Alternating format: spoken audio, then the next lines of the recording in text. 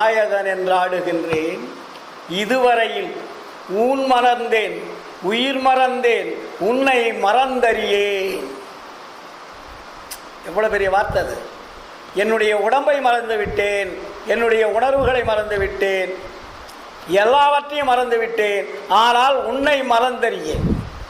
உன்னை என்னால் மறக்க முடியவில்லை. அப்போ அந்த எண்ணங்கள் எங்கே போகுது? ஆண்டவர் மேல் போகுது. ஆண்டவர் மேலே எண்ணம் போயிட்டா உங்களுக்கு பசி எடுக்காது.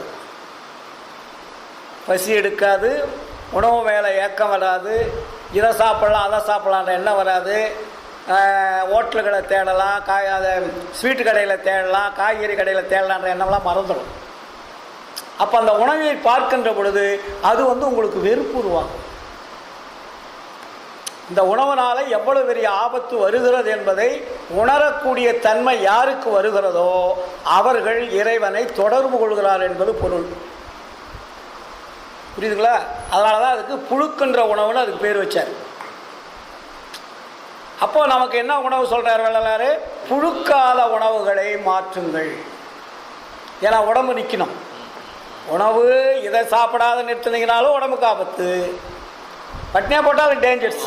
அப்போது ஒன்றை நிறுத்தி ஒன்றை மாற்றுங்கள், கொண்டு வாங்க. ஏன்னா இதை விட அது எனர்ஜி ஜாஸ்தி. அப்போ அவர் என்ன சொல்கிறாரு? அது தேனு, கற்கண்டு, அயன் செந்தூரம், தாமர புஷ்பம். இது ஏன் சொன்னார்? பேரிச்சம்பழம். இது ஏன் சொல்கிறாரு? இது ஊரமுதை உருவாக்காது. அது சொன்னார், ஊரமுது உண்டு நீ ஒழியாது. ஊரமுது என்பது மலம் போகக்கூடிய உணவு பூரா ஊரமுது.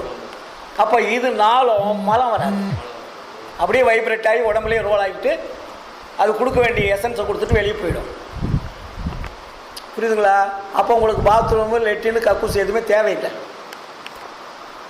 இதுதான் அந்த சுத்த சன்மார்க்கத்தினுடைய தீவிரமான ஒழுக்க நெறிகளிலே முதன்மையானது உணவு முறைகள். இந்த உணவு முறைகளை நம்ம கொஞ்சம் கொஞ்சம் கொஞ்சம் கொஞ்சமாக மாற்றணும்.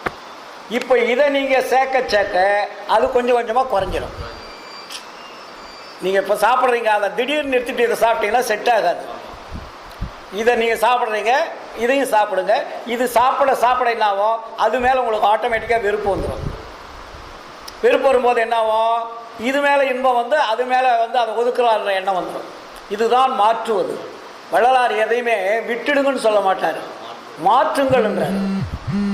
ஒன்றை விட வேண்டுமானால் ஒன்றை சேர்க்க வேண்டும். புரியுதுங்களா?